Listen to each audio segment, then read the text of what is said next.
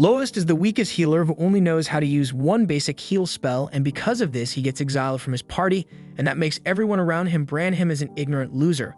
But they had no idea that he was hiding a power unlike anything they ever seen. So what will happen when the weakest healer turns out to be the strongest adventurer of all? The story starts with a young girl left stranded after a bunch of goblins attack the carriage she's riding in. Just as the goblins are about to finish her off, a mysterious boy shows up out of nowhere to save her. Fast forward a few years, and our protagonist Lewis is asked if he'd like to join a girl's party. Everyone around loses their minds when they hear that this girl actually wants to team up with him. Lewis himself is shocked, but the girl points to his sign, clearly advertising for party members. This girl is not backing down. She insists on joining him and proudly declares she's a martial artist. Lewis then awkwardly introduces himself as a sort of healer. But before things can go any further, an Adventurers Guild employee named Amherst rushes over, ready to stop this girl from making the biggest mistake of her life. Amherst then reveals that this guy has earned himself the nickname the Incompetent Lowest. Sure, he's a healer, but the dude only knows the most basic spell called Heal. He's just another labyrinth orphan like many others who lost their parents and had to become adventurers to survive. But even after all these years, Lois can't even cast an area heal or anything higher than the beginner spell, so he's infamous for being a complete joke. But despite his reputation, Lois somehow managed to join a party called Lightning Sword until they kicked him out recently for not knowing detoxification magic. Word has spread, and now nobody wants him in their parties because, well, he's totally useless. Amherst, still trying to protect the girl, warns that if she parties up with Lois, she'll never make any money. But the girl Naru casually drops that she's already loaded. Amherst freaks out when she sees just how much cash Naru is lugging around, quickly explaining that most of the adventurers in this town are basically gangsters. The crowd of tough-looking folks around them proves her point, and she warns Naru to never flash that kind of money. Naru politely thanks her, and Amherst immediately realizes this girl is a total newbie to adventuring. So in true hustler fashion, Amherst offers to introduce her to a beginner's party, of course for a fee. But Naru shocks everyone when she flat out refuses because she's been dying to join Lois' party for a really long time. Lois and Naru then head out to sign some papers to make their party official, but Naru's practically burning holes in Lois' skull with her stare. For some reason, she's got this weird admiration for him, and meeting him again feels like a relief. Then the little oddball gets totally thrown off when Lois tells her to sign her name, but she quickly pulls herself together. Lois covers the guild fee, and just like that, their party is now officially. Once outside, Lois starts rambling about how no one's ever reached the deepest part of the Mardet Labyrinth. It's still shrouded in mystery, and no one even has a clue who or what the final boss is. Adventurers flock to Mardet City, hoping to strike gold, turning it into one of the biggest cities in the nation. Lois, being the psycho he is, wants to dive straight into the labyrinth right this second. Meanwhile, Naru's wondering if that's even remotely a good idea, considering their party is barely a few hours old. And also, before they left, Amherst gave Lois the heads up Naru's a newbie, so he should only take her to the grasslands for now. The labyrinth leaks magic power, spawning monsters in certain areas, and the grasslands are one of those spots. Thankfully, only weak monsters show up there. It's supposed to be the perfect training ground for rookies, but it's also annoyingly huge, making it hard to find anything to fight. The labyrinth, on the other hand, is jam-packed with creatures, and that's exactly what Lewis is itching for. He reassures Naru they'll be fine as long as they don't wander too deep, and if things go south, he's got it under control. His confidence is pretty wild for a healer, but he brushes it off like it's no big deal, and they press on. When they arrive, Naru insists on taking the lead. After all, she's a martial artist, so it makes sense for Lois to back her up as the healer. Lois is all for her confidence, but he can't help but wonder if she can actually fight. Naru quickly shuts down any doubts as she demolishes a group of goblins, and Lois is genuinely impressed. He explains that adventurers make their living by selling the magic stones monsters drop, and the guild buys them because they're valuable for all sorts of things. But he adds that she should already know this, even as a beginner. Sadly, goblin magic stones aren't worth much, so if they want to make real money, they'll need to take down stronger monsters. They both agree to go deeper into the dungeon for better loot, and Naru even vows to protect the fragile healer if anything goes wrong. Not long after, it's actually Lois saving her when he stops her from stepping on a trap. He shows her where she almost met her maker and explains that he spotted the trap thanks to the different colored tiles.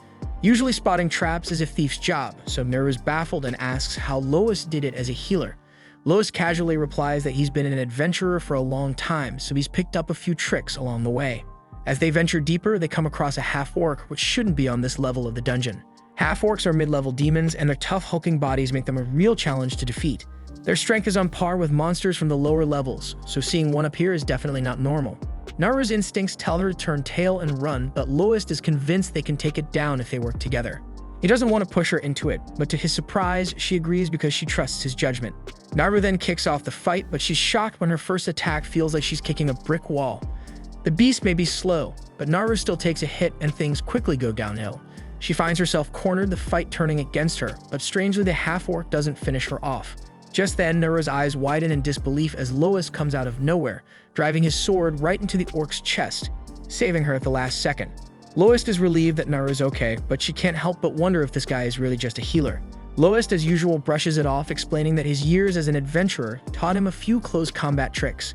Naru, still skeptical, points out that his attack didn't exactly look like a simple trick, but Lowest distracts her by knowing that she's injured. Naru tries to shrug it off, claiming it's no big deal, but Lowest's healer instincts kick in. He knows even the smallest wounds need proper attention. Naru insists she's fine, but Lowest heals her anyway, not taking no for an answer. The magic stone left behind by the orc is much larger than the goblin's stones and packed with way more magic power, meaning it'll fetch a nice price. Lowest, satisfied with what he's seen from Naru's fighting skills, suggests they've earned enough money and can call it a day. Whatever the fighter, Naru insists she can still go on, so the two continue, ready for more hunting. Later, Amherst is floored when she sees how many monsters Lowest and Naru took down in just one day, so she quickly realizes Lowest must have dragged the newbie into the labyrinth, and to make matters worse, the fact that they brought back an orc stone means he took her to the middle level. But Lowest corrects her, saying they only went to the upper level. The orcs shouldn't have been there, but this lines up with what other adventurers have been saying. The higher-ups have been scrambling lately, so Amherst starts thinking something big might be happening in the labyrinth. Her mood quickly shifts, though, as she's more than happy to pay them for their haul. Naru's weirded out by how excited Amherst is, so Lowest explains that guild employees get a pay raise when they buy magic stones, but only from the adventurers they're in charge of. The more Lowest and Naru earn, the more Amherst gets paid. Lowest, still shocked by the size of the payout, has to be reminded by Amherst to split it with Naru. Lowest would never forget, but he's stunned because even after splitting it, it's still 10 times more than he's ever made before. That realization hits him hard, and Lowest sinks into a deep depression. Amherst steps in to explain to Naru that Lowest had been completely swindled while in the Lightning Sword party. They never gave him his fair share of the rewards. Naru's absolutely furious when she hears this, and she demands that the guild do something about it. But the decision is up to Lowest, and he chooses to let it go. He's happy with his new party, and just wants to forget the past.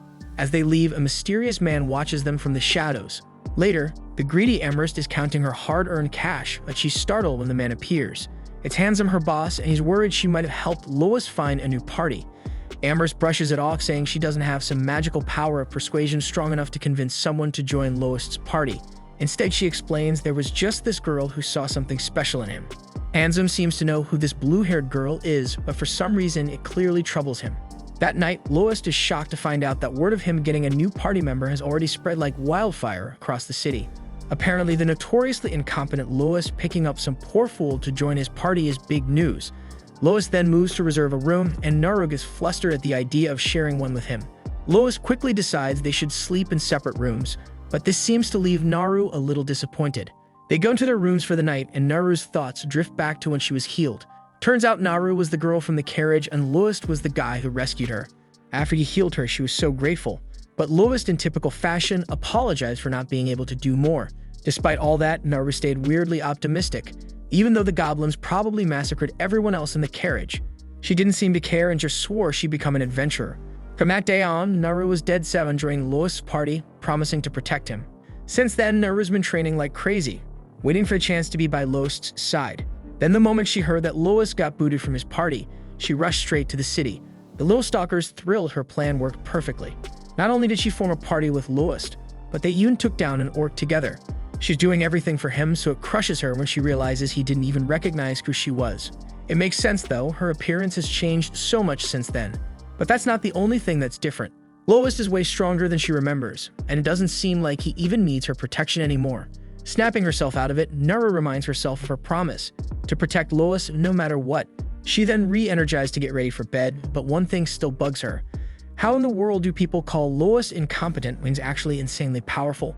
The story then flashes back to Lowest fighting a Hydra alongside his old party. It's clear they're struggling badly. The party's thief is injured, and Lowest uses his healing spell on her. She asks him if it can cure poisons, and he explains that it can't, but if he boosts her physical strength, she'll be able to fight off the poison on her own. The thief isn't thrilled and complains about it, but before she can finish, their arrogant leader cuts in, demanding they stop whining and get back into the fight when she's healed. The thief is fed up and snaps at the moron of a leader, telling him she's in no shape to fight, so the leader turns to Lois and orders him to take care of her. Lois is already frustrated and reminds the leader that he told him to bring antidotes for this exact situation. Of course, the leader had been too cheap to buy them, complaining they were too expensive. Now, in typical fashion, he blames Lois for not being able to do more, even accusing him of being a useless healer who can only cast basic healing spells. The leader then desperately yells at their terrified magician Armia to cast a spell, so she shakingly manages to fire off a fireball, but doesn't do shit against the Hydra. At this point, the leader is fed up, thinking his whole team is pathetic. Realizing they're completely outmatched, he chickens out and orders a retreat, running away like a coward. Armia follows him, and Lois is left to help Siberia escape by supporting her on his shoulder. The next day, instead of reflecting on their own mistakes, the party blames Lois for their failure and kicks him out. Lois is completely taken aback by that shit. Then Siberia is also accusing him of being the reason they couldn't beat the Hydra. But Lois calmly points out the real reason. They stayed up partying until dawn, so neither the leader nor Siberia were at their best during the battle. The leader, now feeling attacked, asks if Lois is blaming them. Lois insists he's not, but they all turn to Armia for the final word. But the leader gives her intimidated looks, so she buckles under the pressure and throws Lois under the bus by pointing the deadly finger at his sorry ass. We then learn that Lois was dreaming about the past and wakes up shaken. He reflects that maybe this incident bothered him more than he realized, considering it's still haunting his dreams. He grabs some water, thinking back to a similar situation from years ago. It was 6 years ago, and even then, he had already earned a reputation as an ignoramus. But despite that, he still held onto the dream of becoming a first-grade adventurer. That's when a party reached out to him offering him a spot, and Lois, eager for the chance, jumped right in. But they didn't bring him on as a healer. They used him as bait. They tossed him in front of monsters, expecting him to draw their attention while they stood back. Lois dodged their attacks, running for his life, and though he was used to being treated like this because after all, he was a labyrinth orphan, but it still got under his skin. Eventually, the monsters grew bored of him and turned on the rest of his party, killing all of them. Lois somehow managed to escape, but the sting of never being treated as a real adventurer stuck with him. It was then while wandering that he came across a group of goblins attacking a carriage, and beside it, a girl was hiding from the monsters. Even now, Lois isn't sure why he decided to help her. He fought the goblins, thinking maybe, just maybe, his worthless life could be traded to save hers, and that would at least give his death some meaning. But he wasn't strong enough, and the monsters knocked him out cold. When he regained consciousness, he saw the girl standing over him, relieved that he was awake. She explained that the Order of the Knights had arrived in time to save her, and Lois, feeling utterly useless, thought to himself that he truly was an idiot because he couldn't even save one girl. But to his surprise, she thanked him, saying that if it weren't for his help, the Knights wouldn't have arrived in time. She even told him that he looked cool while fighting, though Lois found it hard to believe. Noticing she was hurt, his instincts kicked in and he quickly used his healing spell on her. She thanked him again, and he replied that healing was all he could do. He then opened up to her about how his own party had used him as nothing more than bait. The girl was heartbroken when she heard how Lois had been treated like living bait, and she started crying for him.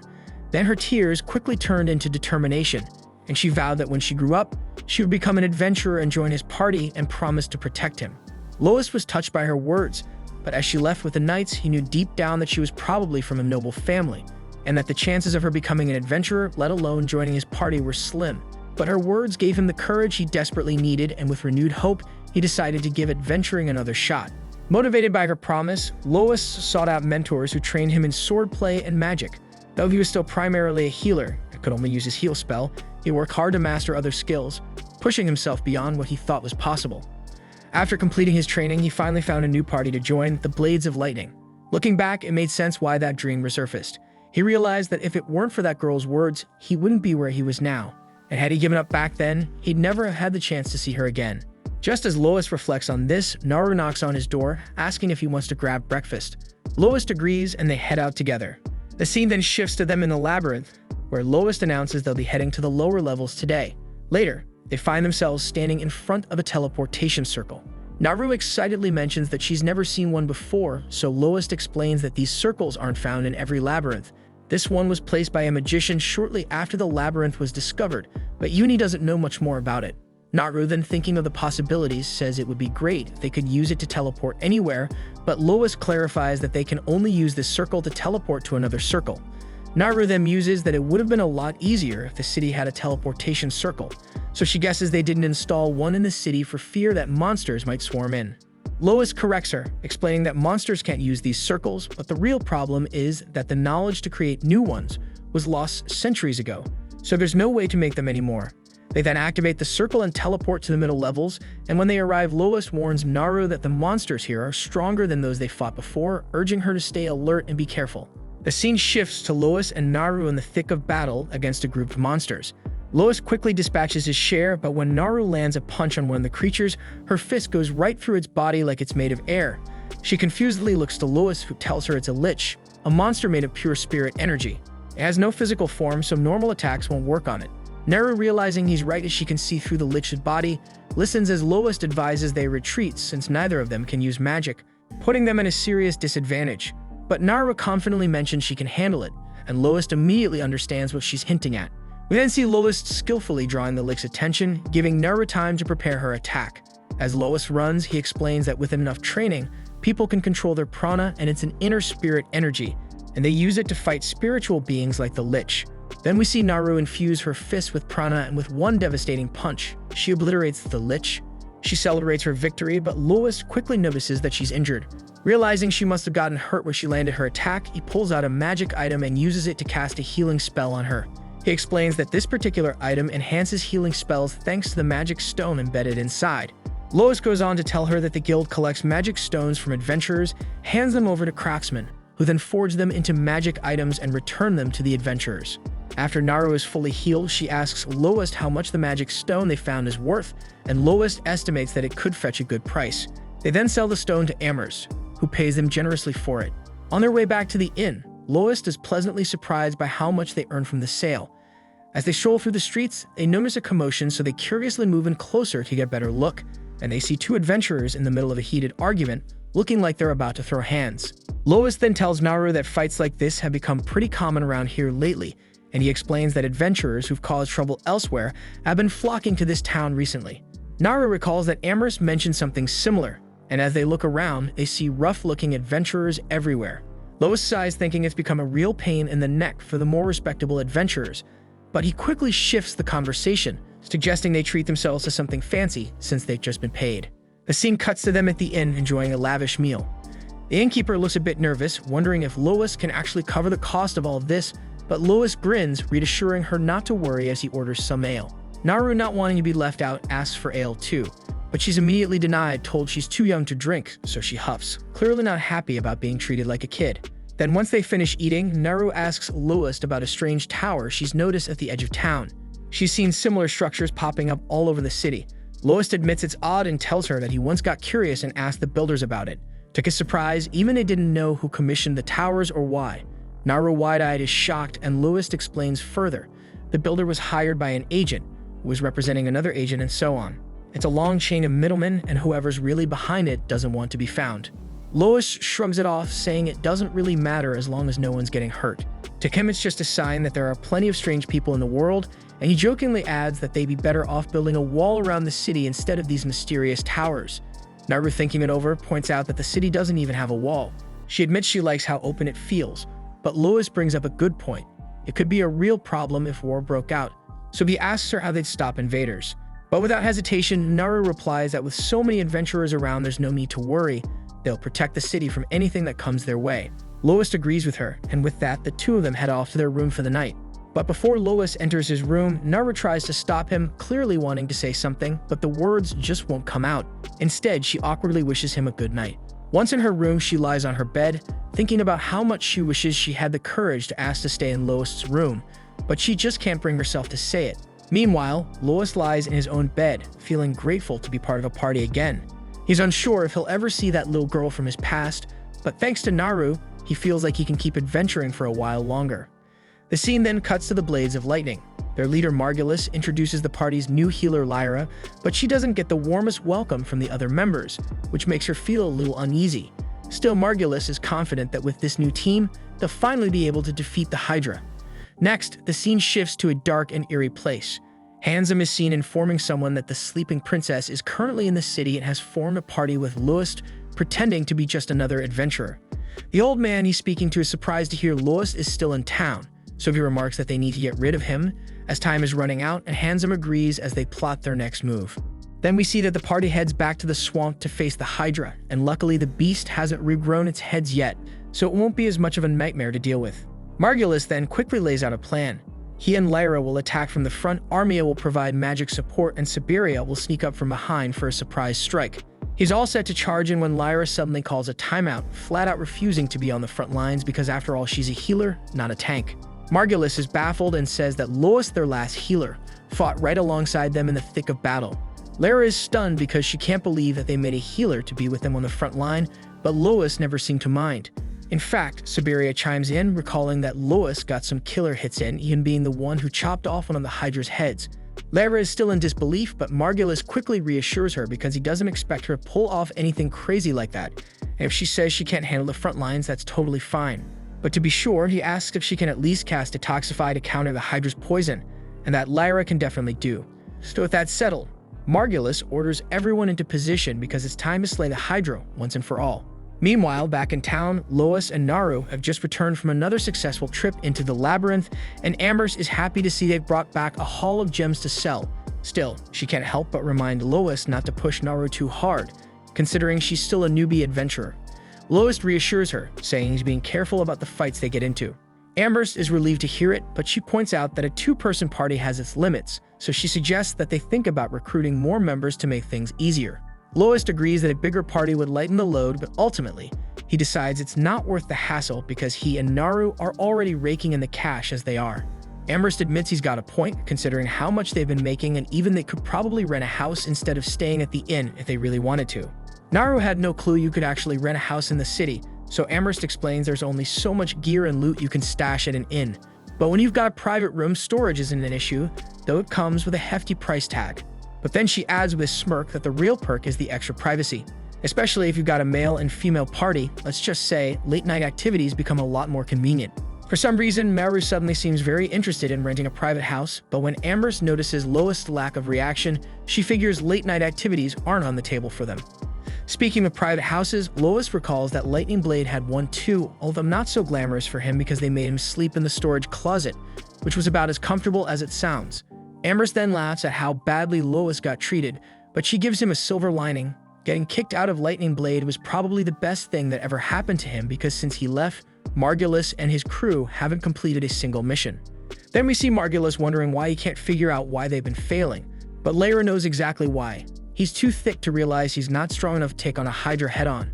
Margulis overhears her, and he's about to start shouting, but Lyra shuts him down, telling him to be quiet so she can focus on healing Armia. Armia was seriously injured and poisoned, and Lyra needs all the concentration she can get.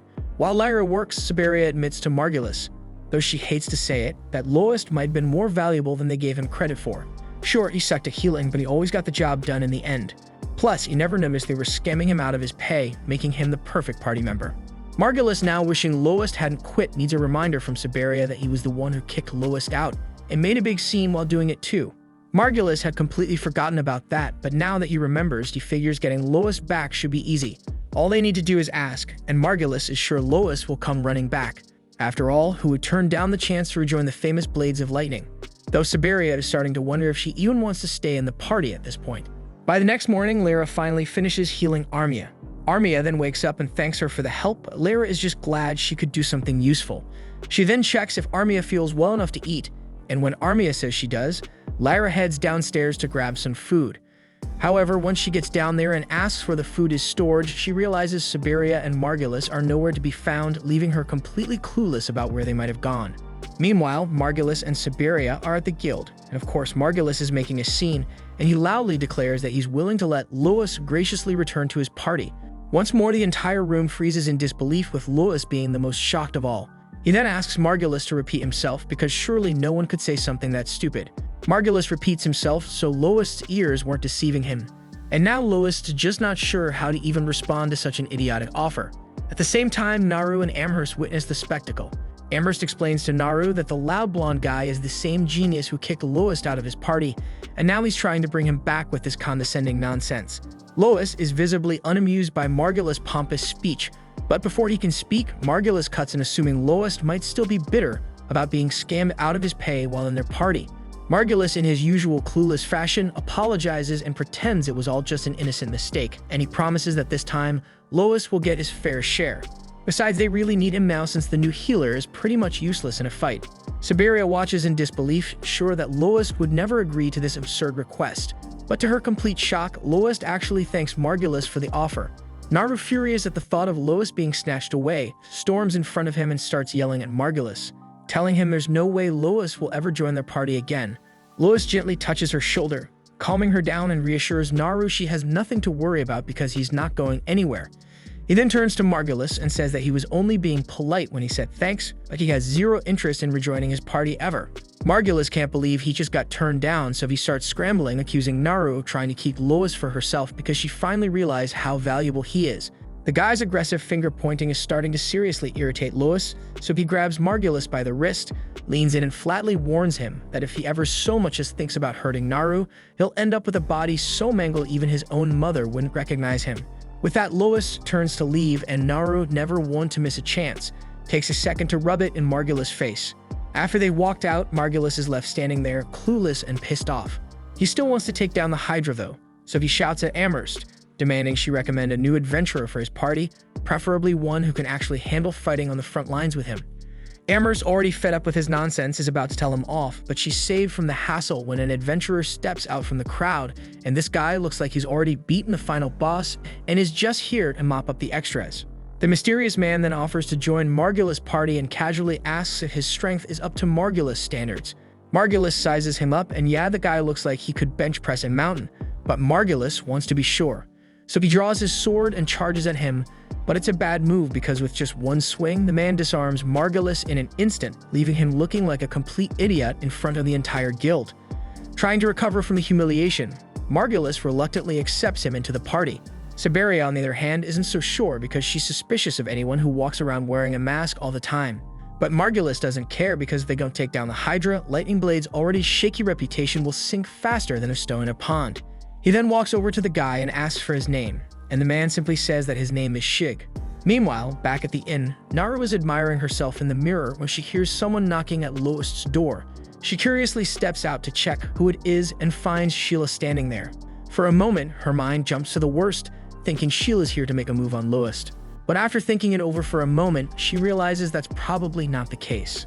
Once Lois finally opens the door, Sheila informs him that he's got guests waiting for him downstairs. Surprised but curious, Lois decides to see what's going on. When he gets downstairs, Lois and Naru are met by Armia and Lyra. Armia, looking guilty, apologizes for making such a bold request, but asks if Lois could help them out just this once. Margulis is still hell-bent on taking down that Hydra and even hire a new warrior for the mission, but Lyra doesn't think it'll be enough. For starters, Margulis is too stubborn to buy antidote potions because, well, they cost money, and he is never going to realize how reckless he's being until someone winds up dead. Armia knows it's way too late to apologize now, but she acknowledges how strong Lois is. If he hadn't cut off the Hydra's head last time, their whole party would have been wiped out.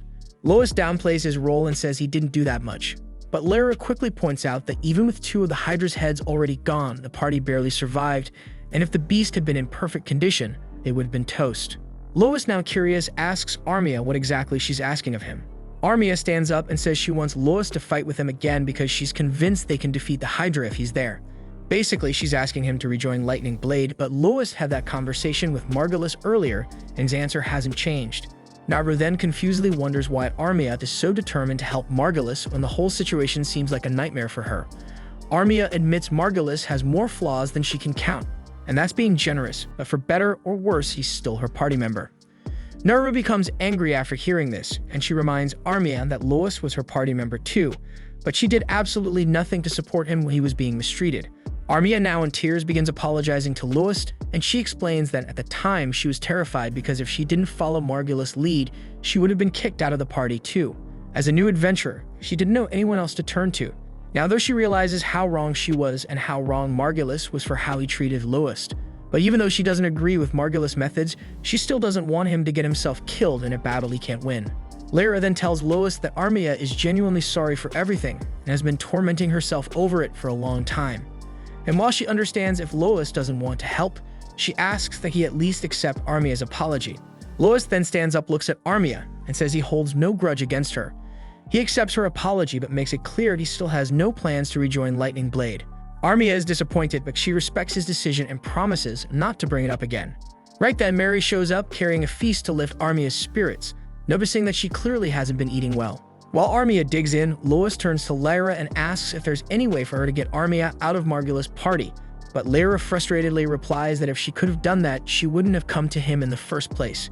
Knowing full well how Margulis treats people, Lois suggests that Lyra should leave the party, but Lyra flat out refuses, explaining that leaving Armia to fend for herself under that idiot's leadership isn't an option. The next day, Margulis finally introduces Lyra to Shig, since they're heading out to face the Hydra again. The moment Lyra sees him, though, something clicks and she recognizes him from somewhere. So she pulls Shig aside for a word, asking why he's hiding his identity and what he's doing here. Shig, trying to act clueless, denies ever meeting her and attempts to walk away.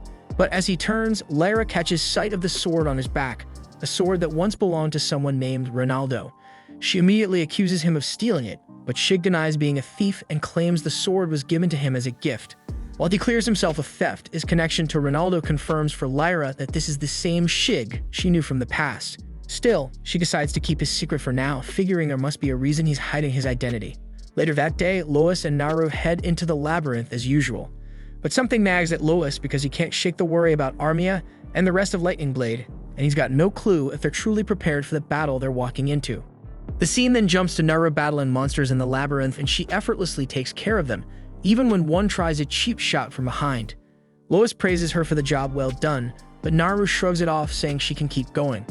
Just then, her stomach growls loudly, and Lois with a grin teases her that while she might not be tired, her stomach clearly has had enough. So she embarrassedly snaps at him and he laughs, suggesting they stop for lunch, and Naru agrees.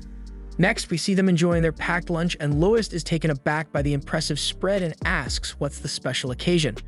Naru explains that the innkeeper Mary loaded her up with all this food as she was leaving, insisting Naru take responsibility for finishing it since their little companion couldn't.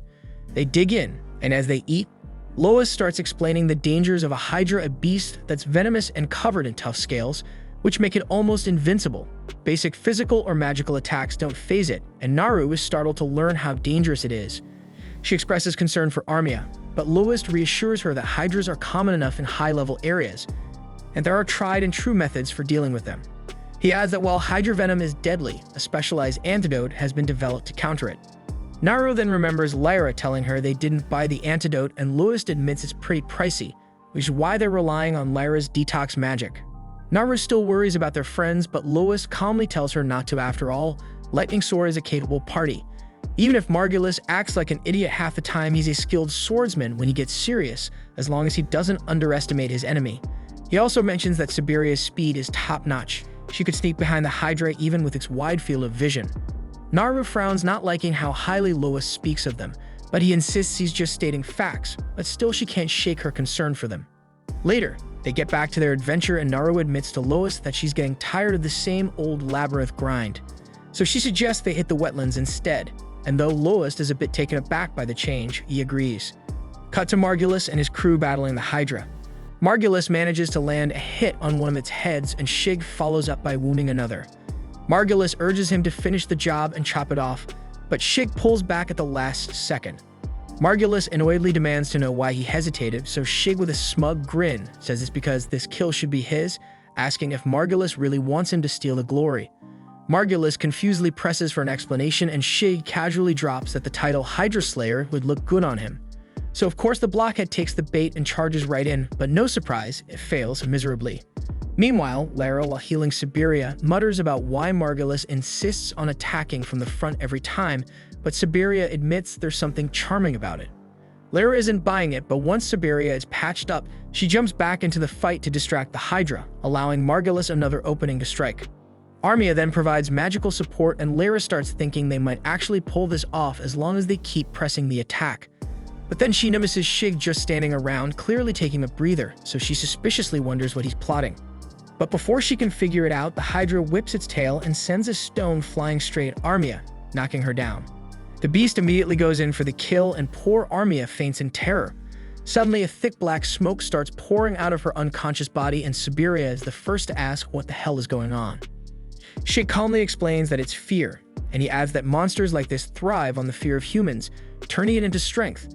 It's usually invisible to the human eye, but this one's sucking fear from everything around them. Lyra quickly realizes that this fear is being converted into mana, and Siberia confusedly asks if mana is supposed to leak out in places like this.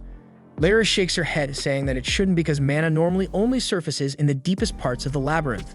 The Hydra then starts glowing after absorbing mana, and Lyra quickly realizes it's mutating. She explains that monsters can morph their bodies by absorbing enough magic power, sometimes boosting their abilities in absurd ways. The Hydra then transforms into an even more menacing creature, and Shig concernedly asks Lyra to watch over Armia. She agrees while Shig tells Margulis to retreat, but Margulis, stubborn as always, refuses. After all the effort to weaken this beast, he's determined to take at least one of the Hydra's heads. He charges, but his sword shatters on impact, leaving him vulnerable as the Hydra lunges. But just as the Hydra's about to strike, Lois swoops in and saves him at the last second. Lois, Shig, and Naru then attack together, managing to wound the creature, but it's barely scratched. Shig then tells Lois to check on Armia and leave the Hydra to him, and Lois obliges, rushing to Lyra and asking how Armia is doing. Turns out she's not in great shape, and Lyra explains her healing magic isn't working on Armia. Since she's a wizard, she has natural resistance to magic. Lois then casts heal after heal on Armia, layering the spell, so Lyra looks unbaffled, wondering what the heck he's doing. Siberia calmly points out that this is just how Lois heals, and it's always worked for them. Lyra is floored by the idea, pointing out that it shouldn't work like that. She compares it to drinking a ton of potions to cure a cold, but it doesn't happen instantly, so why should this? Margulis, ever the genius, chimes in with a brilliant observation that he's never had a cold, proving that yes, idiots don't catch colds. Meanwhile, Lyra is still floored by the healing method when finally Armia wakes up. She recognizes Lois, thanks him, and promptly falls back asleep. The Hydra, now eyeing Lois like a predator, seems ready for round 2. Shig picks up on this, and Lois wonders if the creature actually remembers him. Naru then steps up, offering to join the fight. Lois, knowing there's no talking her out of it, accepts her help but warns her to back off if things get dicey. Shig, on the other hand, orders Lyra, Margulis, and Siberia to stay the hell away from the Hydra, and for once they agree. Afterwards, Naru and Lois charge at the monster, and Shig, in a badass move, manages to slice off one of its heads. Margulis then asks why Shig's sword didn't shatter like his sword did, so Lyra explains it's because Shig's wielding a magic sword. Margulis has heard of these legendary weapons but can't wrap his head around the fact that Shig of all people has one, making him question who Shig really is. Naru then goes in for another attack on the Hydra, but she messes up and loses her footing. The Hydra takes full advantage, tossing her into the air like a ragdoll, and she crashes to the ground, knocked out cold. Lois, then realizing the Hydra wants a one-on-one fight, figures it took Naru as some kind of twisted hostage. Siberia then wonders how a monster could possibly be this clever, and Lyra chimes in, explaining that mutated monsters can develop higher intelligence. Lois then tells the others to stay back while he faces the Hydra alone, but moments later we see that he's lying in the dirt, defeated. Lyra yells at him to get up and tries to reach for his weapon but collapses again. Just when it looks like it's over, something inside Lois snaps, like what happened with Luffy's Gear 5 transformation, and out of nowhere he gets back up with his body glowing with this eerie blue energy. The others are speechless, completely baffled by what they're witnessing. To everyone's shock, a horn suddenly sprouts from Lois' head, and without warning, he tears through the Hydra, slicing it up like tuna before passing out. The scene then shifts to Lois waking up, hearing Naru calling his name. He's relieved to see she's okay, and she tells him that Lyra had brought an antidote beforehand, so she's fine now. But of course, Lyra pipes up, saying the antidote wasn't cheap and that she'll definitely be charging them for it later. Lois then notices that Armia is still knocked out, but is relieved to find there's no danger to her life. Then Lyra, ever the curious, asks him about that strange form he took earlier, but Lois has no idea what she's talking about. But before they can get too far into it, Margulis butts in, telling Lois he's crazy strong and that with him on their side, even the toughest monsters wouldn't stand a chance. He even throws in that they might be able to take down the master of Mardat Labyrinth. Lois, still not buying into the hype, reminds Margulis he turned down his party offer. But Margulis, as usual, brushes it off, saying Lois doesn't need to worry about payment. After slaying the Hydra, they've got a ton of magic stones, and they can split it 3 ways between him, Siberia, and Lois. He adds smugly that the 2 newcomers won't be getting squat since they didn't do shit, and since Naru's just a sidekick, Lois should come up with some excuse to keep her happy. Lois, now shifting focus, asks what they're going to do about Armia, so Siberia bluntly states she's useless now, and there's a chance she might never wake up. So Margulis, ever the scumbag, suggests they sell her off to some pervy noble. This comment makes Lois' blood boil, but before he can react, Naru steps in and knocks Margulis to the ground with a punch. Margulis, stunned and furious, reminds her that the guild forbids adventurers from fighting each other, and she could be expelled for breaking the rules. He looks to the others for backup, demanding if they saw what she did, but they all deny it, much to his shock. But Siberia, on the other hand, sides with him, claiming she saw it all and will testify at the guild. Then Shid, cool as ever, chimes in, and he casually mentions that he saw and heard something too, namely someone plotting to sell Armia off to a perverted noble before she woke up. And he reminds them that this is a serious crime and they have to arrest the guilty party. Margulis, now sweating, turns to Shiv and demands to know who he really is. The scene then shifts to the guild, where it's revealed that Shig is actually a direct adventurer from the Royal City's Adventurer Guild, and he's got Margulis and Siberia tied up. He finally drops the act, introducing himself by his real name C, but Lyra immediately points out that his disguise was full of holes from the start. Then Amberst, the guild receptionist, steps in and asks why an adventurer from the capital would bother coming to this backwater town. So C reminds her that as a guild receptionist, she should know that direct adventurers have the authority to keep tabs on others. He explains that the town's security has been going downhill lately, which is why he came to investigate. And unsurprisingly, the first trouble he ran into was Margulis' crew, so Lyra curiously asks what's going to happen to them now. Amherst doesn't mince words. She says Margulis and Siberia are getting booted from the guild, and there's a good chance they'll face a lifetime of hard labor for human trafficking. Margulis gets panicking and tries to protest, saying they only talked about it and didn't actually go through with anything. But Amherst shuts him down, reminding him that the law doesn't care about intentions, so the two of them, now in deep trouble, start pointing fingers at each other, blaming the mess on the other.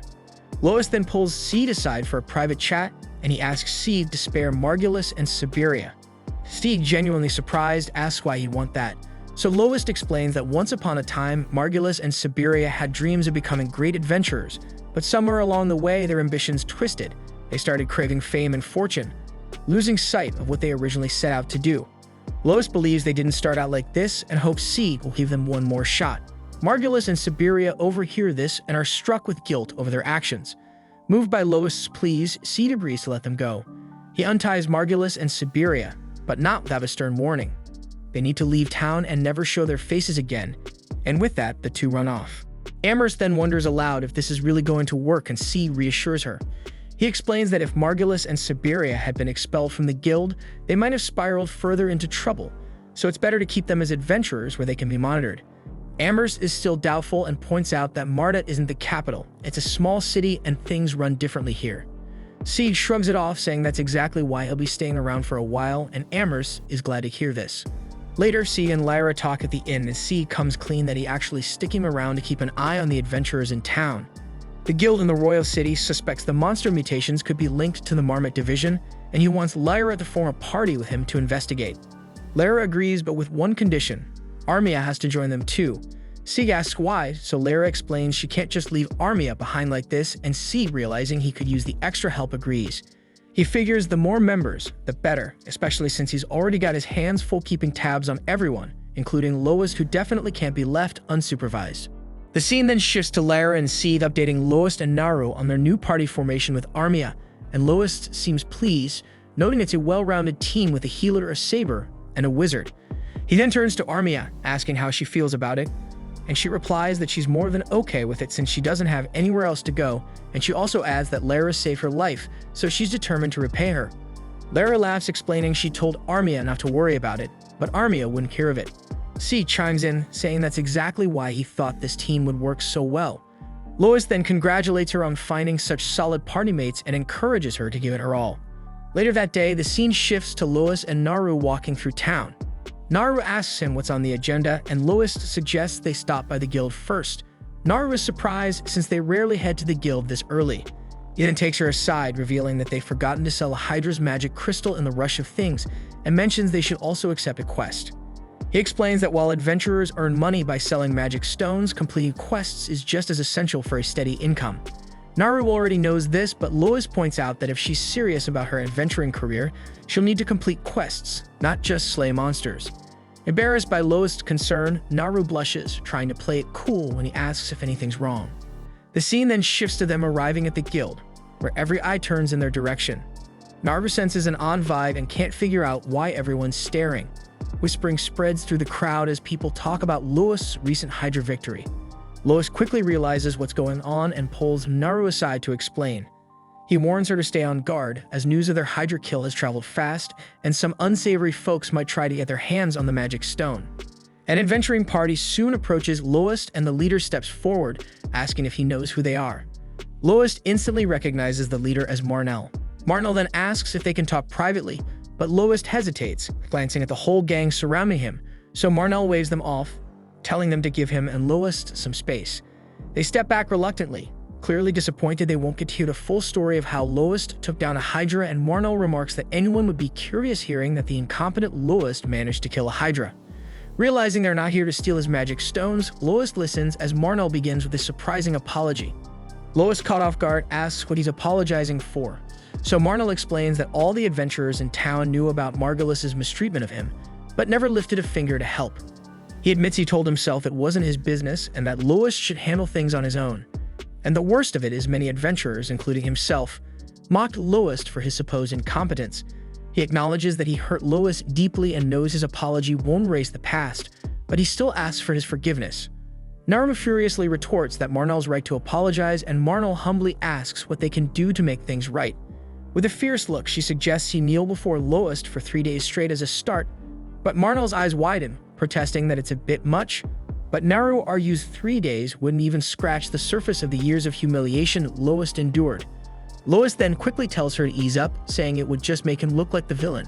She reluctantly agrees, and Lowest turns to Marnell, adding that Hydra or no Hydra, he's still a flawed healer with a lot to learn and only knows a basic healing spell. So he insists that Marnell keep calling him incompetent if it helps, while offering him his hand and asking him to keep calling him that. Marnell then shakes his hand and tells him to reach out if he ever needs help. And with that, he and his party take their leave. Afterward, Lois shows the Hydra's magic crystal to Amherst, who's thrilled to see it, but then she immediately notices something unusual about it, commenting that the crystal looks different. Lois explains it's been affected by a mutation, and he wonders if this will impact the price. Amherst's eyes widen as she reveals it could boost the price tenfold or even more. Lois and Naru exchange a look of surprise, and Amherst laughs, saying it should be obvious. Rare items always fetch a higher price. She then confirms if this really is the Hydra's magic stone, pointing out that monsters need vast amounts of mana to mutate and typically only manage it deep within a labyrinth. Lois nods, acknowledging that it's odd for a Hydra to mutate in the marshlands, so they realize something strange may be happening, especially since the incident with the half-orc was also out of the ordinary. Amherst is equally concerned, and Naru wonders if the guild can't step in to investigate. Just then, Handsome arrives, noticing the tension and asking if something's wrong. Amherst explains that Naru and Lois need to ask him something, and Handsome gestures for them to speak directly. The scene then shifts to Lois and Naru in Handsome's office, reporting their findings. Handsome acknowledges that these incidents are rare, but says they've occurred in the past. He explains that the guild currently lacks the time and resources to investigate, prompting Lois to caution that ignoring this could lead to injured adventurers. Handsome is unimpressed and reminds him that adventuring is a dangerous profession, and suggests that if Lois is so nervous, he's welcome to skip town and go somewhere else.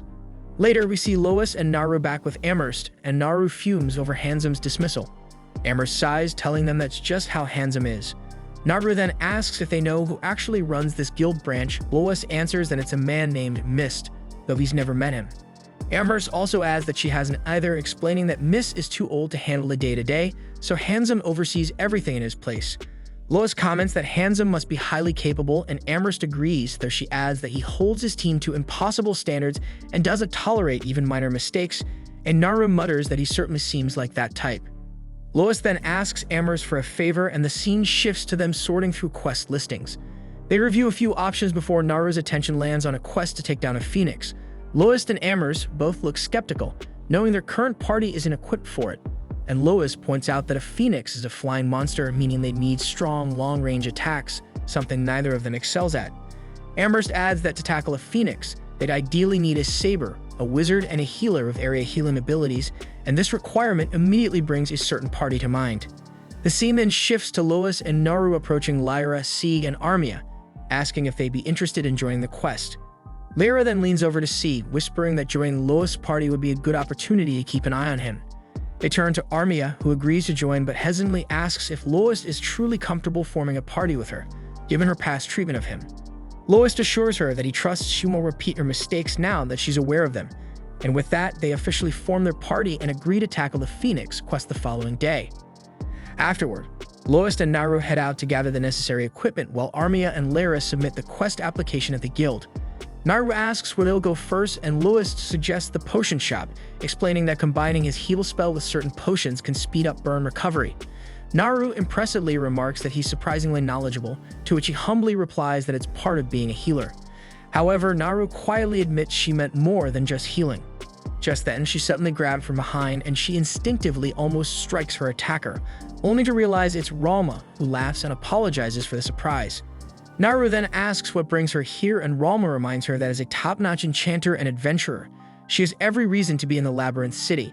But Naru suspects that her father sent Ralma here out of worry, and Ralma admits he did, reminding Naru that running away from home might have had something to do with it. Lois approaches, and Ralma's eyes widen in surprise to see the culprit behind Naru's sudden departure from home. It's then revealed that Ralma is actually Lois' master, leaving Naru surprised to hear the unexpected connection. The scene then shifts to them seated in a bustling restaurant where Lois casually explains that he once trained briefly under Ralma. He turns to Naru curiously about how she knows his master, and she explains that Ralma is an old friend of her father. Ralma starts to add more to the story, but Lois and Naru are deep in their own conversation, completely ignoring her. Ralma gets annoyed and finally snaps, telling Lois she's going to have a private talk with Naru about her family and demanding he step aside. Lois, however, refuses, firmly stating that he and Naru are partners and he suspects Naru's father might want her to return home. So Ralma with a smirk asks if he really thinks he can stand in her way, and Lois replies confidently that he's more than willing to try. In response, Ralma launches a small fireball at him, but Lois dodges it effortlessly, and she impressively admits that he's come a long way. He smirks back, noting that he endured a lot of training under that very magic, so Ralma gives in and allows him to stay. Naru then clarifies to Ralma that she didn't run away from home. She left in a hurry and simply didn't get the chance to explain herself, but she assures them that she did leave a letter. Lois curiously asks what she wrote in it, and Naru sheepishly admits that she told her parents she was going to find Lois, her big brother, and asked them not to worry. Lois and Ralma are both taken aback, and Ralma remarks that any parent would be concerned if their daughter left home, calling a stranger her big brother. Ralma then asks her why she left so suddenly, and Naru thinks that she can't possibly tell them the real reason. She had someone watching over Lois ever since that day, and when she heard he'd been kicked out of his party, she saw it as her chance and left home without a second thought. Lois then gently suggests that maybe it would be best for Naru to return home for now, even if she feels uncertain about facing her father, reminding her that she'll need her parents' consent to become an adventurer. Naru, with teary eyes, wonders if Lois will be okay without her, but he reassures her that's not what he meant. She then admits her fear that her father may forbid her from adventuring altogether, and if that happens, she may never get to return, and she also expresses how devastating it would be if she couldn't be with him. Ralma, however, assures her that her father doesn't oppose her plans to adventure. He's just concerned that she left so suddenly and wants to make sure she's okay. She adds that while he did ask her to bring Naru back if things were too dangerous, she'll assure him that everything's fine. Naru feels relieved, and Ralma asks Lois to fetch her some wine because she's parched. When Lois leaves, Ralma, now alone with Naru, asks if she's upset that Lois acts as if he doesn't need her help even though she left her family for him. Naru explains it's just because Lois is so capable now, but then Ralma recalls a time when he wasn't. Naru can hardly believe it, since Lois can heal, fight on the front lines, and detect traps like it's second nature. Ralma reveals that he only learned all that because of her help and someone else's guidance. Naru then reflects that what she admires most about Lois is how he always puts others first. She points out that he even went to negotiate a quest for her, hoping she'd join a real team and gain experience so she could make a living even if he wasn't there to support her. Naru then tearfully admits that while she came to town to help him, it's he who has ended up supporting her, and she feels she's just become a burden to him. Ralma reassures her that Lois has changed a lot since they last met, all because of Naru, and encourages her to spend more time with him. Later, Lois and Naru leave the restaurant, and Ralma stays behind with her drink. She finishes it, then decides it's time to get down to business, and the scene shifts to her standing before a grand mansion, wondering what Mist is up to. The following day, Lois and his party prepare for their quest. Sheila hands him a packed lunch, wishing them well, and they set off on their mission. The scene then shifts to Lois and the others teleporting to the middle levels of the labyrinth. Naru, fired up and ready to face the Phoenix, waits for its dramatic entrance, but the bird doesn't even bother to show up, so she annoyedly assumed it would charge at them the moment they stepped in. Lois then casually informs her that the Phoenix can't squeeze into such a small space, so Naru asks if it's huge, and Lois explains that while their sizes vary, none of them can navigate the tight passage leading here. Steed chimes in, dropping the obvious. Flying monsters hate confined spaces, and if they had a choice, they'd be chilling somewhere with a high ceiling, not skulking in cramped tunnels. Eventually, they stumble into an expansive chamber, and Lara immediately declares this must be the Phoenix's lair. She points out that this path is freshly discovered, unexplored, and according to the gossip mill, likely hiding treasures. Of course, the Phoenix is blocking the way forward, which is why adventurers posted a quest to take it down. Lois, sharp-eyed as ever, spots heat marks scorched onto nearby pillars and confidently states the Phoenix must be lurking around. To bait out, he tosses a stone forward, banking on the creature's territorial nature. Sure enough, the Phoenix bursts from a glowing portal above, and it soars through the massive chamber. The scene then shifts to the Adventurers Guild, where Ralma makes her entrance. Spotting her, Amber's quickly approaches, laying on the charm and giving her a warm welcome to the guild. Picking up on the atmosphere, Ralma remarks that this guild feels quite welcoming to adventurers. Amber's eagerly agrees, stating that the guild owes its very existence to adventurers. However, behind her words lies a calculated flattery. Amherst recognizes Ralma as a high-ranking adventurer, so despite her modest attire, the high-quality fabric and seemingly ordinary ornaments, which are actually expensive magical items, make it clear. Amherst is determined not to let someone of this caliber slip through her fingers. Eager to please, Amherst asks how she can assist Ralma, and Ralma responds that she'd like to meet the branch president. Amherst, puzzled by the unusual request, presses further, and Ralma clarifies that she wishes to meet Mist. When asked if she has a recommendation or appointment, Ralma admits she has neither. Amherst guesses she must be an acquaintance of Mist, but Ralma coolly denies this, adding that her business with him is simple: she wants to kill him. Amherst gets stunned and refuses outright, wondering if Ralma has completely lost her mind. Realizing she'll need to take a different approach, Ralma begins casting a fireball, clearly intending to use force. But before she can release it, Handsome steps in, stopping her with calm authority. Recognizing her instantly, he asks what she wants, and hearing her name, Amherst is struck by the revelation because Ralma is the fire god. Handsome then warns Amherst that if Ralma were serious, she could easily reduce the entire building to ashes, and Ralma relaxes slightly because she is satisfied to finally have someone with authority has finally shown up. Meanwhile, back in the labyrinth, the Phoenix continues its relentless flight. Naru observes the situation, realizing that neither her punches nor Lois' sword will be effective against the creature, so Lois grumbles that it might have been wiser to bring a bow. Despite the grim situation, Naru reassures herself that things aren't entirely hopeless. The Phoenix isn't attacking yet because of the distance. But that moment of respite ends abruptly as the Phoenix hurls a massive fireball at Naru, only for Lois to intervene and save her. He then explains that the fireball is the Phoenix's most dangerous attack, leaving Naru muttering her disbelief at how unfair the fight is turning out to be. Back at the guild, Handsome asks Ralma if she's here to talk about the same issue as the adventurer from yesterday, and he explains that the day before someone claimed something strange had happened in the labyrinth and demanded the guild take action. Then when Ralma inquires what he said in response, Handsome says he told the adventurer to leave town if he was too scared to explore the labyrinth. Ralma unimpressedly replies that her concerns are entirely different and notes that it's been a long time since she last visited Marmot, but the place now feels overrun with thugs. Handsome admits the guild has been worried about this too, but Ralma fires back, accusing them of being the ones responsible, so he confusedly asks why they'd sabotage their own city. Ralma doesn't know their reasons, but is certain they're scheming something. Then she gestures toward the strange pillars scattered around town and demands to know what they are, pointing out their sudden presence everywhere. Handsome insists he knows as little as she does, claiming the pillars have nothing to do with the guild, but Ralma, unconvinced, accuses him of playing dumb. Then when he challenges her to provide proof linking the guild to the pillars, she admits it's just her intuition, which makes him laugh at how far-fetched her claims sound. Ralma then reminds him that in a labyrinth city, the Adventurers Guild wields absolute power, with the branch president essentially acting as the city's king. Yet Handsome claims to have no idea what's happening, a claim Ralma finds implausible, so he tries to deflect, reminding her he's merely a sidekick to the branch president, but Ralma still sees through the act and accuses him of feigning ignorance. In response, he tells her that if she doesn't like how things are run, she's free to leave. But Ralma undeterredly insists something sinister is brewing because she's noticed that every time an adventurer questions the guild, they're told to leave, almost as if the guild doesn't want them staying in Marmot. Handsome asks her outright what she believes the guild is planning, so Ralma speculates darkly, suggesting that something big is about to happen.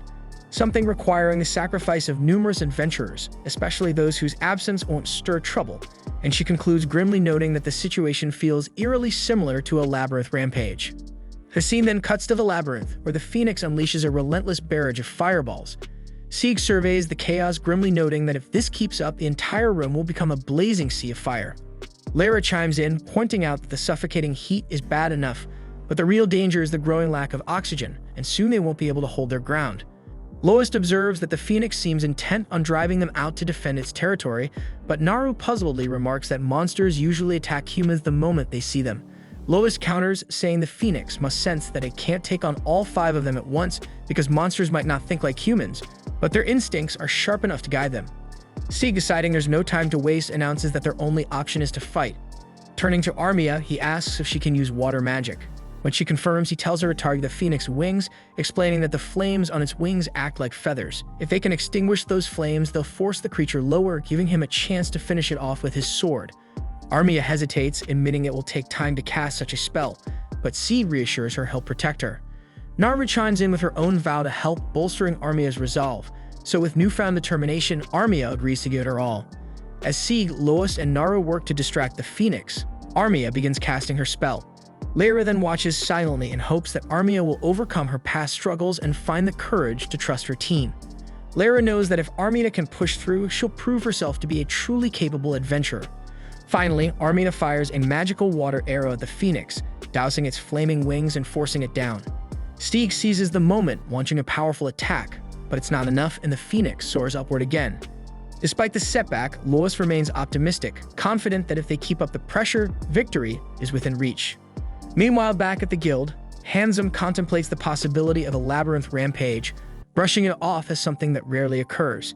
However, Ralma argues that if one does happen, it would explain the strange occurrences in town, and she points out that the most troubling sign is the mutation of monsters and presses Handsome to acknowledge the vast amounts of mana now surrounding the labyrinth. Back at the labyrinth, the Phoenix begins mutating. The beast grows larger, and its fiery orange flames shift to an intense blue. Naru notes that mutations are supposed to be rare, and Lois agrees, adding that encountering 2 in just a few days is almost unheard of. Armia, visibly shaken, wonders why she keeps running into these mutated monsters. Lara tries to reassure her, but Armia is too paralyzed by fear to listen.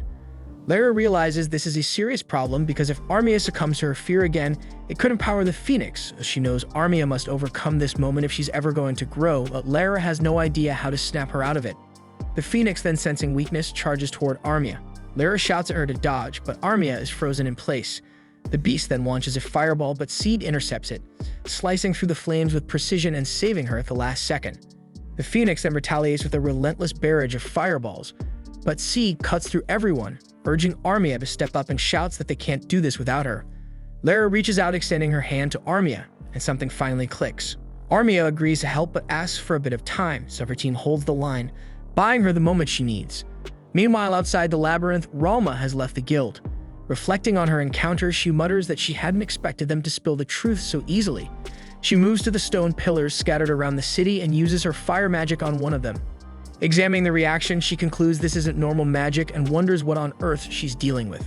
Back in the labyrinth, Naru lands a punch on the Phoenix, but it barely phases the creature and her hand catches fire in the process.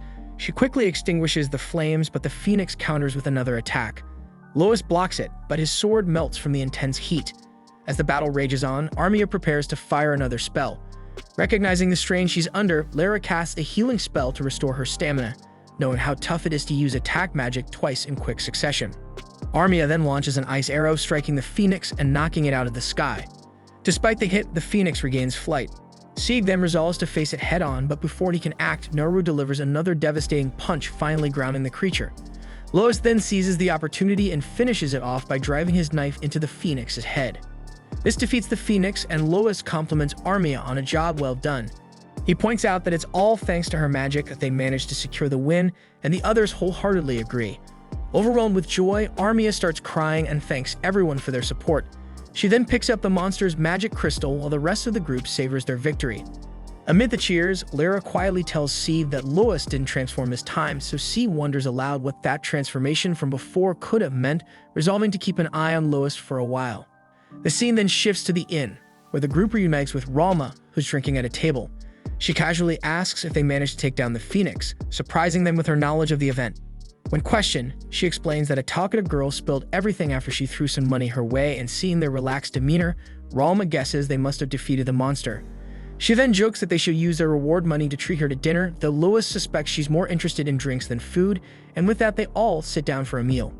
As they eat, Naru marvels at the delicious food, confessing that she never knew such flavors existed before coming here, but Ralma unimpressively grumbles that the food is mediocre at best, with tough, ordinary meat. Sheila, who arrives to serve more drinks, overhears the comment and leaves in a huff, clearly offended. Ralma then turns to Naru with a smirk, telling her to enjoy the soup while she can because she won't find anything like it back at the mansion, and this comment leaves the others puzzled. Noticing their confusion, Ralma realizes Naru hasn't shared her backgrounds, so without hesitation she says that Naru is actually the daughter of the Earl of Analastoria. The group is stunned and Ross suddenly recalls that she's the same girl he saved once before. Meanwhile, back at the guild, Handsome informs Mist about the Phoenix mutation that occurred earlier, and he also mentions that Ralma is currently in town. Hearing this, Mist replies with a serious tone that they will be going to need his disciples' help. The next day, Lois and Naru head to the guild to exchange the Phoenix magic gem for money. But when Amherst presents their payment, Naru is furious because it looks embarrassingly small. Phoenix gems are known to be extremely valuable, and this one came from an evolved phoenix, making it worth even more. To Naru, there's no way this meager sum is fair, so Amherst must be trying to rip them off if that is all. But while Amherst might be a shamelessly money-hungry opportunist, she's no thief, and she calmly assures Naru that the pouch contains the full value of the gem and even invites her to double-check for herself. Typically, the guild pays adventurers in silver coins, but in this case, the payment would have amounted to hundreds of thousands of silver coins, so it would have been a logistical nightmare to avoid that. Amherst exchanged the value into gold coins instead, making it far easier to transport. Then when Naru finally inspects the pouch, she's stunned to realize Amherst wasn't lying. Flustered and unsure of what to say, she stands awkwardly as Lois steps in, quietly accepting the payment and settling Amherst's fee before walking off without a word. Amherst, ever thrilled to pocket her cut, can't help but notice that Lois seems unusually subdued, so she leans toward Naru and asks if something happened between them. Naru brushes her off and follows Lois outside, where the two of them sit down for a quick snack. But even then, Lois remains eerily silent. Unable to bear the tension any longer, Naru finally breaks the ice and says that there's something she's been wanting to ask him. With her new fortune in hand, Naru suggests they rent a detached house together. Her sudden proposal catches Lois completely off guard, but she quickly explains her reasoning. Staying in hotels isn't just inconvenient, it's expensive, so with the money they've earned, renting a private house is not only more secure, but also far more economical. Besides, Naru has already done her homework on the housing market, and in fact, she points out that they could even afford to buy a house, not rent it, if they wanted to. Lois agrees with Naru's points, but can't help asking if there's a specific reason she's bringing this up now, like a complaint about Mary's hotel, but Naru quickly clarifies that there's nothing wrong with the hotel itself. It's comfortable, the food is excellent, and it's no wonder it's so popular. However, its popularity means it's always bustling with activity, but what she doesn't admit is the real reason behind her suggestion is she longs for a private space where she and Lois can have uninterrupted conversations, and maybe, just maybe, grow close enough for something a bit more intimate. Flustered by her own unholy thoughts, Naru's cheeks turn crimson. Lois, completely unaware of what's running through her mind, responds with his usual practical tone and tells her it's still too early for them to buy a house together, because for now he believes they should save their money for potential emergencies, and besides, they need to consider their situation with the others. After returning from the Phoenix hunt, C had proposed the idea of forming a permanent party since they all worked so well together. Lois hasn't given him a definitive answer yet, but he's been seriously mulling over. If they plan to venture into the labyrinth's deeper floors, he and Naru will struggle on their own, so adding strong teammates like C would be crucial. While Naru isn't thrilled at the thought of sharing Lois' attention, she knows he's right, so begrudgingly she agrees that merging parties with C and the others is the best move. Later that day, Lois and Naru meet up with the rest of the group to finalize their decision, and together they agree to form a unified party, so C raises his mug proposing a celebratory toast to their new team. Mary, ever the gracious host, overhears and surprises them with a special meal on the house. After the feast, Armia falls into a blissful food coma, and as the hour grows late, Lyra volunteers to take her upstairs. Lyra then heads toward the stairs while hoisting the drowsy Armia onto her back, but just as she's about to ascend, Naru approaches her saying there's something she'd like to discuss. They head upstairs together, and after settling Armia into bed, Naru confides in Lyra about her earlier conversation with Lois regarding buying a house together. Lyra, impressed by Naru's boldness, compliments her for taking such a step. However, Naru admits that Lois rejected the idea, which has her wondering if he might hate her. But Lyra quickly reassures her that Lois doesn't hate her. In fact, it's more likely that he's hesitant because he cares deeply for her. Lois doesn't strike Lyra as the shy type, but every man has his own way of approaching these things, so Lyra advises Naru to be patient and give him time. Feeling reassured, Naru thanks Lyra for her advice and admits she's glad she turned to her for help because she knew Lyra would offer great relationship insights. But as Naru heaps on the praise, Lyra can't help but be reminded of her own experience. After all, she's never even had a boyfriend. Meanwhile, downstairs, Lois and C are having a similar conversation.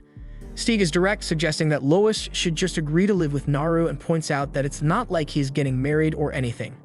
It also adds that Naru clearly admires Lois and refusing her would hurt her feelings. Steve then asks bluntly if Lois dislikes the idea of living with her, but Lois quickly denies it. In truth, he could never hate Naru because she was the one who gave him hope when he was at his lowest point, and she even came all the way to this city just to form a party with him. And for that, he will always be grateful.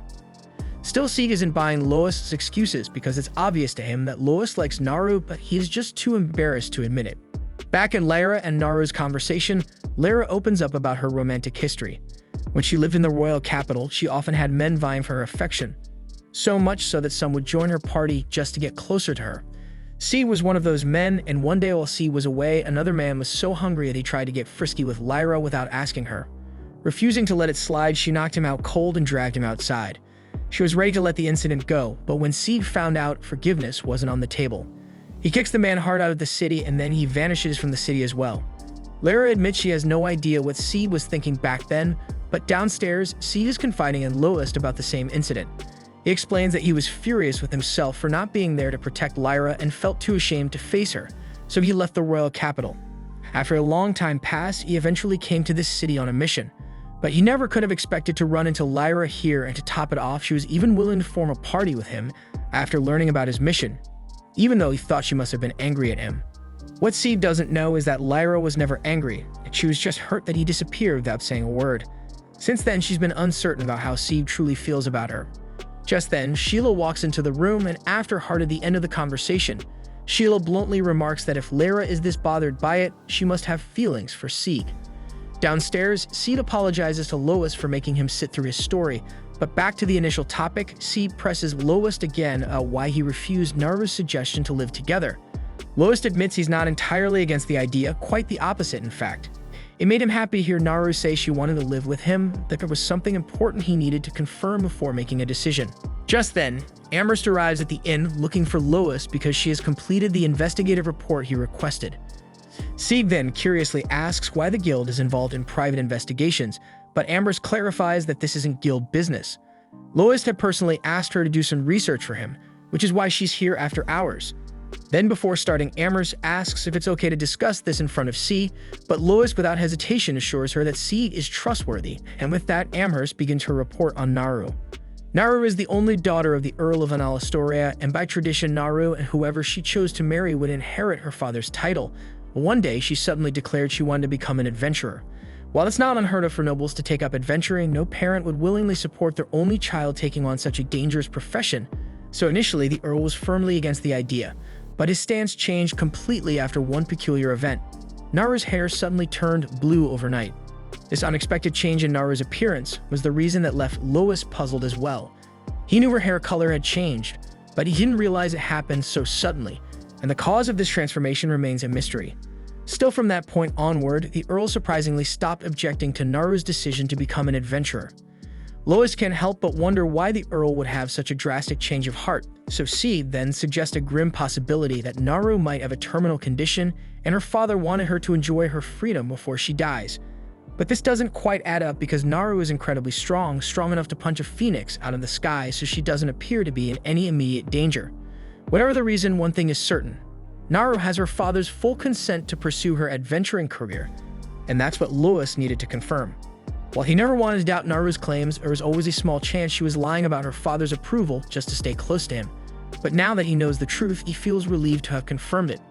After Amber's receives her payment, she promptly leaves, uninterested in lingering for the ongoing discussion. Once she's gone, C turns to Lois and asks what he would have done if Naru's father had disapproved of her becoming an adventurer. Lois explains that in such a case, he would have told her to return home temporarily and try to convince her parents properly. And if that didn't work, he would have still supported her in any way necessary, but thankfully it seems that won't be an issue now. Upstairs, the girls are piecing everything together. Naru is the daughter of an earl, yet she trained relentlessly, dropped everything to come here after hearing that Louis had been kicked out of his party, and even boldly asked him to live with her. They're all deeply impressed by how proactive Naru is in her romantic pursuit, and Lara can't help but wish she could be as courageous. And that makes the group devise a plan to help. They bring Lara downstairs and practically drag her into confessing her feelings to Sieg, so she nervously asks him if they can have a private chat outside. Sieg, puzzled but noticing her seriousness, agrees to step outside with her. Once they're alone, Lara musters the courage to ask Sieg to be her partner. Initially, Sieg misunderstands, thinking she's talking about their adventuring party, but Lara quickly clarifies that she means partners for life. Only then does it dawn on Sieg that she's confessing her romantic feelings. Meanwhile, all the girls are crowded near the door, eagerly spying on the conversation to see Sieg's reaction. Sieg is completely flustered and stammers that he needs time to think about it. Lara, while disappointed by his lack of an immediate answer, understands because Sieg has never been the type to plan ahead when it comes to matters of the heart, so she's willing to wait for his decision. The girls are thrilled that Lyra's confession went better than expected. Then Lois turns to Naru and asks if she has time to talk with him tomorrow because there's something important he wants to tell her. Thanks for watching. Subscribe to not miss the next part.